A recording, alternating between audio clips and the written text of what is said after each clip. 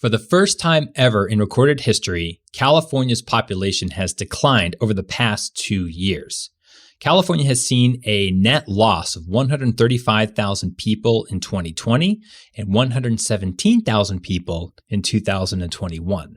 And this brings the population back to 2016 levels. And this is a really big deal because California is the biggest economy in the country. And if you look globally, it's the 5th biggest economy in the world if it were its own entity.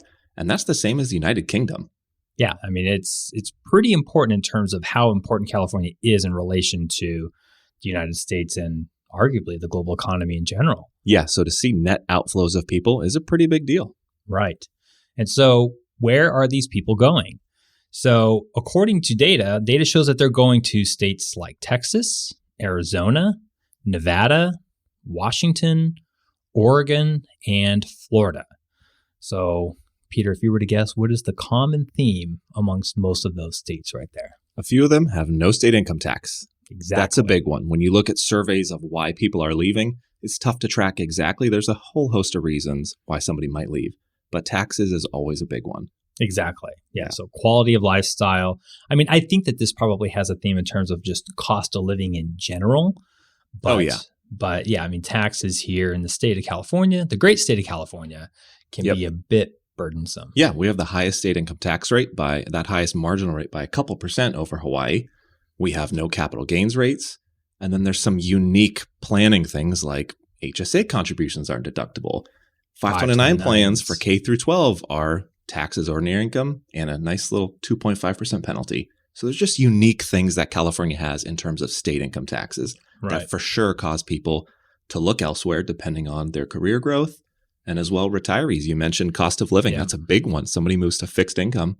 We see people constantly ask, what should I do?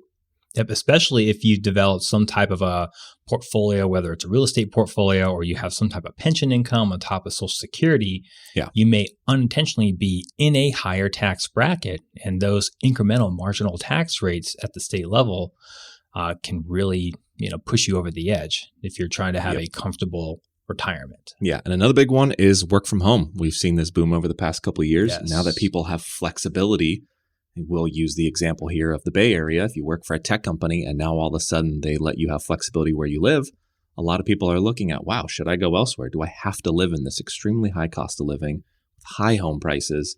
What are my options? Exactly. So if you are currently one of these people who are considering moving out of California, or if you've already moved out of California, it is extremely important that you establish residency correctly, because there's a lot of misconceptions out there about what constitutes California residency versus not residency in order to avoid those state income taxes. So we're here to talk about what should you do and what are the correct steps in order to avoid those issues. Myth number 1, in my opinion, is the idea of just be here less than 6 months and you're fine. So you're not a resident. You're saying that's not the case? That's not the case. No. Has nothing to do with it. It's crazy, right? The internet has some wrong information. It's a wild world. No. Yeah. So that's big myth number 1. What's myth number 2 that you see?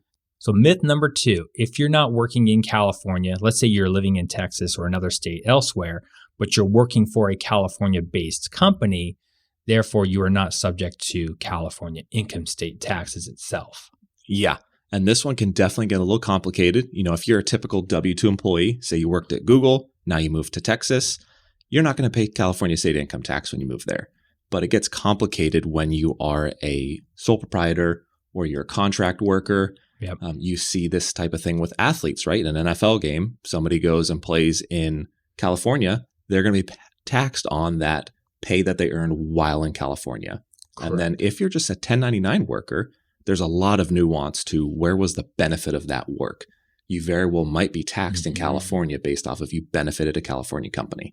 Right. And so you've had a bit of experience this in your prior life as a professional golfer. Oh, yeah. It was brutal come tax time because every state you play in, you're filing a tax return. Now, of course, you can get tax rebates back with California, so you're not necessarily paying double tax.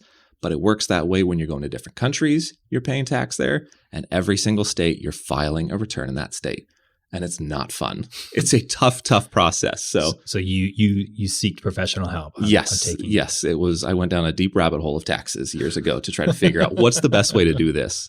And the other nuance too, if you are a W-2 employee, say for Google, is stock options. So equity compensation can have a lot of nuance there. And there's really 4 big dates around that. You have a grant date, you have a vest date, you have an exercise date, and then you have a sale date. And depending on when those happen, where your residency is, will change how you're taxed. So it's not as easy to think, I work at Google, I have a lot of RSUs, and now I'm leaving and I'm going to Texas. I'm not going to pay tax on any of that.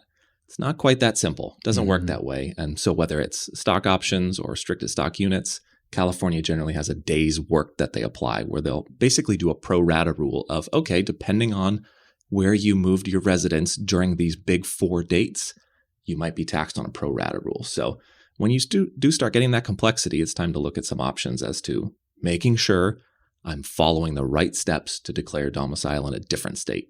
Right. Yeah. Right. All right. So myth number 3, the Franchise Tax Board is watching you. So a lot of people seem to have this misconception that the FTB is sort of, doing some espionage on you to ensure whether you really are a California resident or not. And some of the things that we see are, if you're going to be traveling to California, don't bring a cell phone because they could track your cell phone records in terms That's a good one. Where you're actually making calls or receiving calls. Yep. That's a good one. Tracking, are you going to your vacation home a certain amount of time? That's really, you can get where somebody might think that's happening, but that's just not what's going on with the Franchise Tax Board. No, usually what we see is whenever the FTB decides to do an audit on an individual or a residency on an individual, it really comes down to simple misguided paperwork or just errors in paperwork. Like, for instance, if you have your 1099s, your address that your 1099s are going to be sent to, if it's being sent to a California address, that's a pretty easy layup for the FTB to say, hey, why is this going to a California address when this person is no longer supposedly a resident of California? Yep. So it's just simple things like that. So based on the FTB guidelines, we put together a checklist to help you ensure that your residency is correctly changed. So let's go over these one at a time. So step number 1, find a new home in the new state where you are intending to establish residency. Yep. Get a physical address, not a P.O. box, an actual address where you live. Correct. Crucial step number 1 to prove you live in a state, have an address where you live. Yes. And a lot of people make that mistake. It's shocking how many people make that mistake. They put a P.O. box and they think they're okay. Yeah. No, you need a physical address. Not going to be okay. Yep. Step number 2, depending on the state, you might need to have a declaration of domicile. Not every state has that, but it's worthwhile looking into. Another step to take in your process. Correct. So step number 3, obtain a driver's license from that state. So this is pretty straightforward, but this is something that you shouldn't wait 6 months to a year on. So if you move to Montana, go to Montana's DMV and get a driver's license, at least within the first month or 2, I would say. Yep, absolutely. And then I would register your car in that state. Correct. Yeah. Next step is update your voter registration in that state. The next step is to make sure you continue that paper trail. So ensure you have your address updated on all important documents, bank statements, investment accounts, mortgage statements. If you have something that's a vacation property or a rental property, make sure you update it on that as well. It is also important that you update your address on file with the IRS with Form 8822.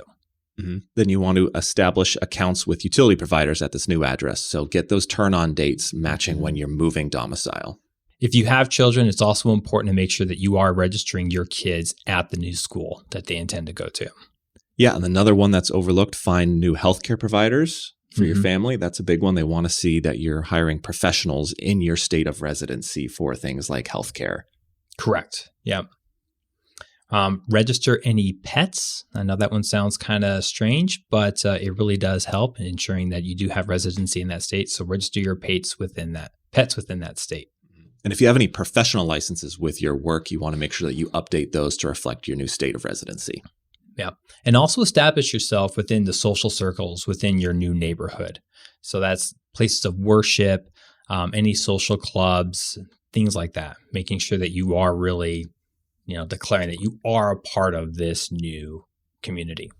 Yeah, so it can be a process, but we've seen an interesting growth of whether it's CPAs or tax attorneys that have this as a focus and a specialty.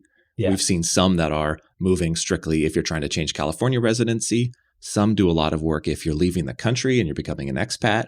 So there's a lot of nuance that, depending on the complexity of your situation, it can be worth looking into somebody just to say, hey, am I getting all of these steps done right? We provided this checklist as an overview just to help you get a head start on thinking about what might you need to do and what are some steps to take. But again, if you have a really complex situation, it can help to do some research on who might really help you get this done properly. Especially if the stakes are very large. It's not that uncommon where we have a client or a situation where we're talking about millions of dollars that could potentially be saved. Oh, yeah. Based on a correct residency. So if the stakes are really high, then we absolutely do recommend that you do seek some professional guidance on this because it can be pretty convoluted. Yeah. So that's it for today's episode. Thank you for joining us, and we'll see you next time. See ya.